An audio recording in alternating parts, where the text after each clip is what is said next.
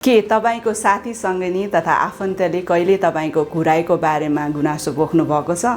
यदि पोख्नु भएको छ भने यसको बारेमा कहिले तपाईले सोच्नु भएको छ कि तपाईलाई नै किन घुर्ने समस्या हुन्छ भनेर? नमस्कार, म doctor Shriti Manandhar, associate professor, नाक कान घाँटी रोग विशेषज्ञ, एन्डोस्कोपिक साइनस सर्जन र एन्टेरियर स्कल बेस सर्जन। यो घुर्ने समस्या किन हुन्छ त भन्दाखेरि जब हामी सुत्छौं त्यो बेलामा हाम्रो मांसपेशीहरू सबै रिल्याक्स स्टेटमा हुन्छ र खुकुलोपनाले गर्दाखेरि श्वास फेर्ने नलीलाई थिचिन्छ र त्यसले गर्दाखेरि टोनिसिटी हुँदैन र जब सास लिनुहुन्छ त्यो बेलामा साङ्गुरो पाइपमा जब हावा छिर्छ त्यो बेलामा एउटा भाइब्रेसन क्रिएट हुन्छ जसले गर्दाखेरि घुर्ने समस्या हुन्छ। अब यसका कारणहरू के हुन् त? यसका कारण एकदमै महत्त्वपूर्ण कारण भनेको मोटापा।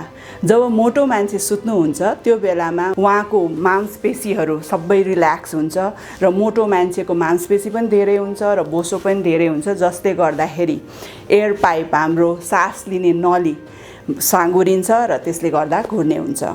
हामी सुत्दाखेरि नाक र मुख दुवैले सास लिन्छौं र नाकमा अब नाकको साइडमा मासु पलाएको छ, नाकको हड्डी एकदमै बाङ्गो छ जसले गर्दाखेरि सास लिने ठाउँमा अवरोध हुने भयो, मासु पलाएको छ र नाकको पछाडि रहने टन्सिल जसलाई हामीले एडेनोइड भन्छौं त्यो धेरै नै ठुलो छ भने पनि घुर्ने समस्या हुन्छ।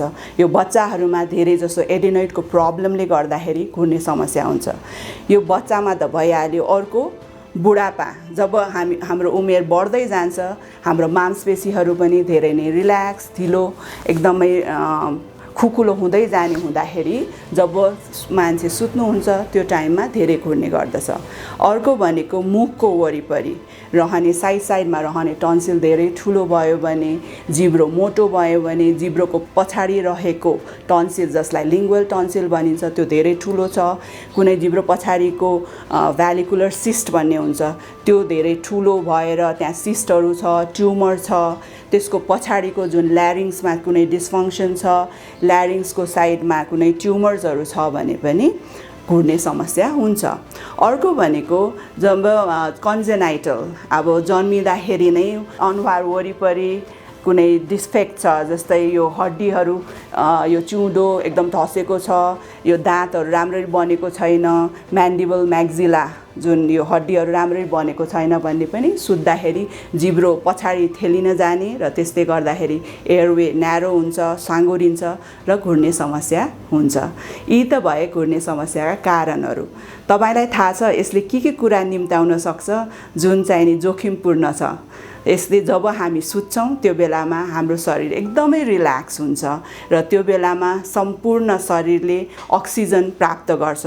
तर साँगुरो तपाईको एयर पाइप छ भने अक्सिजनको प्रवाह त राम्रो हुँदैन। त्यसले गर्दाखेरि हार्ट अट्याक हुने, ब्रेन स्ट्रोक हुने, किडनीमा ब्लड सर्कुलेसन राम्रो छैन भने किडनी फेलियर हुने, चिनीको रोग हुने, सुगर जुन डायबिटिज हुने, अनि अर्को भनेको ब्लड प्रेसर धेरै हाई हुने गर्दछ। यी त क्रोनिक डिजिजहरू भयो। यसले शारीरिक मात्र होइन सामाजिक पनि यसको असर परिरहेको हुन्छ। जस्तै रिलेसनसिपमा नै प्रब्लम क्रिएट हुन्छ, हस्बेन्ड वाइफमा नै सेक्सुअल डिस्फङ्क्सनले गर्दाखेरि रिलेसनसिपमा प्रब्लम।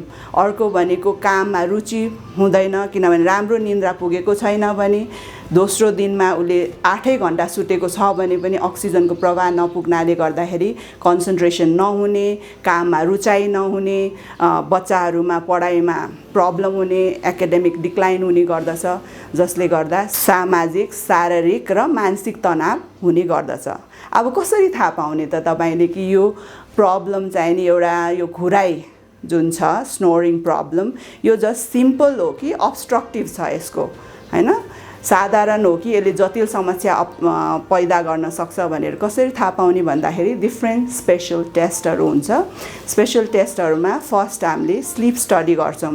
स्लिप स्टडी भनेको जुन व्यक्ति सुतिएको अवस्थामा डिफ्रेन्ट जस्तो वायर्सहरू राखेर इसिजी गर्ने जस्तै त्यो बाहेक एउटा मेसिनले डिफ्रेन्ट प्यारामिटर्सहरू हेर्छौँ, जसमा चाहिँ नि अक्सिजन फ्लोहरू राम्रो छ कि छैन, हार्ट रेट राम्रो छ कि छैन, बिपी राम्रो छ कि छैन, पल्स अक्सिमिटरको साथसाथै एप्निया भन्ने हुन्छ, त्यो मानिस सुतेको अवस्थामा अक्सिजनको प्रवाह कम भएको छ कि बेला बेलामा सास रुक्ने गरेको छ, 10 सेकेन्डभन्दा धेरै छ छैन, त्यो प्यारामिटर्सहरू सबै चेक गरिन्छ।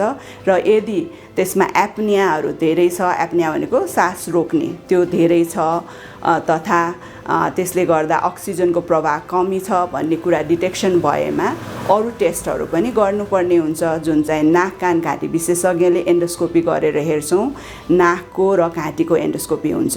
त्यसको साथसाथै अर्को टेस्ट भनेको स्लिप एन्डोस्कोपी, जसमा बिरामीलाई निन्द्रा लाग्ने औषधि दिइन्छ र एन्डोस्कोपी गरेर हेर्छौँ। त्यसमा हामीले कुन लेभलमा अब्स्ट्रक्सन छ कि, जिब्रोको लेभलमा छ कि, टन्सिलले गर्दा भइरहेछ कि, एडेनोइडले गर्दा छ कि, एपिग्लोटिसले गर्दा भएको छ, त्यो कुराहरू सम्पूर्ण जानकारी त्यसबाट पाउने भयो र त्यही अनुसारले सर्जिकल अप्सन्सहरू दिन्छौँ।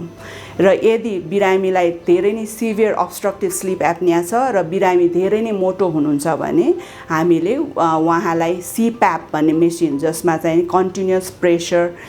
कन्टिन्युस पोजिटिभ एयरवे प्रेसर भन्ने मेसिन हुन्छ, त्यो लगाएर सुत्नुस् र त्यसको साथसाथै तपाईले मोटापा पनि घटाउनु भनेर भन्छौँ र यसरी नै ट्रिटमेन्ट गर्नुपर्ने हुन्छ।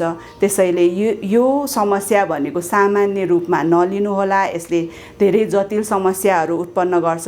त्यही भएर चाँडै नै समयमा नै सचेत रहौँ, खुसी रहौँ र स्वस्थ रहौँ। धन्यवाद।